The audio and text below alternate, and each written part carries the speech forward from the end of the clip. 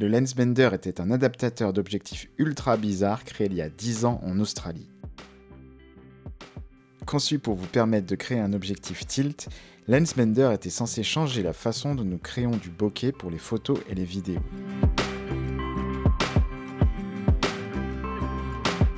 En créant un espace entre le capteur de l'appareil photo et l'objectif, Lensbender vous permet de faire la mise au point d'une seule main, tout en vous assurant que votre objectif est bien en sécurité.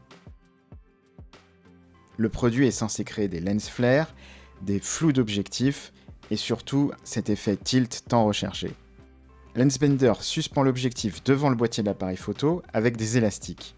Ces élastiques permettent une grande amplitude de mouvement et de flexibilité, garantissant que votre objectif est bien en place. Et ça vous laisse une main de libre pour faire le réglage de l'ouverture de votre diaphragme. Un bouclier en verre empêchera les particules de poussière de pénétrer dans votre appareil photo. Mais ce morceau de verre plat, devant le capteur, ajoute en fait beaucoup de reflets indésirables.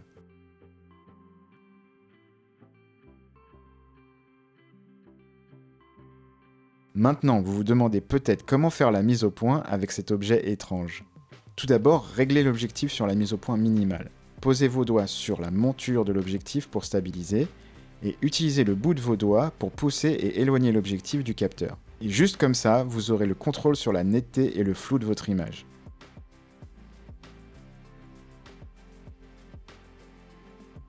Tout ça, c'est sur le papier. Mais alors pourquoi ce produit a-t-il fait un tel flop ?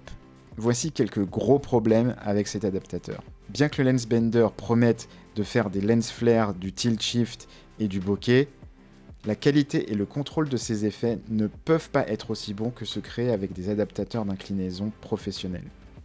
Ajuster simultanément la mise au point et l'ouverture tout en conservant la composition va être très difficile pour certains utilisateurs. Bien que le Lensbender soit conçu pour maintenir l'objectif en sécurité, il existe toujours un risque que l'objectif se déloge ou tombe, et en particulier lorsqu'il est utilisé dans des conditions de prise de vue dynamiques.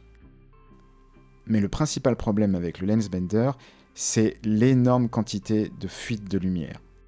Comme il n'y a pas de véritable connexion entre l'objectif et le capteur, beaucoup de lumière pénètre à l'intérieur de l'appareil photo.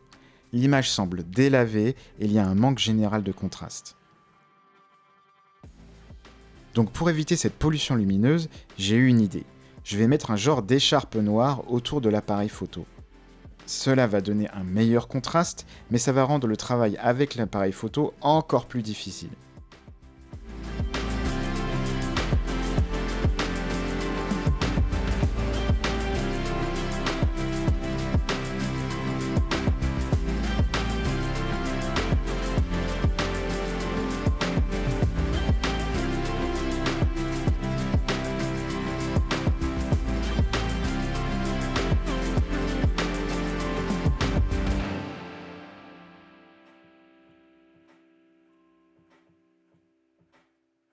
De nos jours, de nombreux adaptateurs de marques telles que Photodiox ont des capacités d'inclinaison intégrées, et c'est beaucoup plus facile à utiliser que le Lensbender. Le Lensbender était un projet bizarre, et il n'a pas vraiment trouvé son public. Vous pouvez toujours l'acheter sur le site, mais il semble que l'équipe qui le gère n'a rien posté depuis 2022.